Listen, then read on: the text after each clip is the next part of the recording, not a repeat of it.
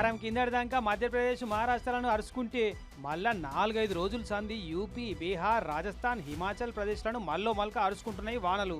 UP ప్రయాగ్రాజ్లను అయితే ఇడవకుండా కొండ పొద కురుస్తున్నాయి. మొన్నటి సంది కంటిన్యూగా 40 సెంటీమీటర్ల వాన కొట్టుడితోటి గంగా యమునా నదులైతే డేంజర్ లెవెల్లో వారుతున్నాయి. పుష్కర ఘాట్లు దాటి దుకాన్లు ఇళ్లకి చేరుతున్నాయి నీళ్ళొచ్చి. ఇక చూడు ప్రయాగ్రాజ్ బస్తీలలో 4-5 ఫీట్ల లెవెల్కు ఎట్లొచ్చినాయో నీళ్లు. గ్రౌండ్ ఫ్లోర్లలో ఉన్న వాళ్ళంతా ఖాళీ చేసి మీది ఫ్లోర్లలో ఉంటున్నారు.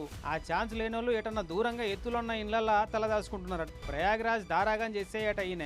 పోలీస్ టౌన్లకు ఈయన సొంత ఇంట్లకు గంగమ్మ వచ్చిందని మొదలు గంగకు పూలు చల్లి పాలు పోసి పూజ చేసి అది అయినాక ఇంట్లోనే మునకలేసి పుణ్యస్నానం చేసి ఈత కొట్టిండు. ఊరంతా ఒక దారైతే ఊసుగంలో ఉంది, ఇంకో దారి అన్నట్టుంది. ఈ ఎస్ఐ గారి ముచ్చట అంది ఇడుతున్నారు ఈ వీడియో చూసిన వాళ్ళంతా. కానీ అప్పట్లో 2013లో వచ్చినాయట ఇటువంటి వరదలు.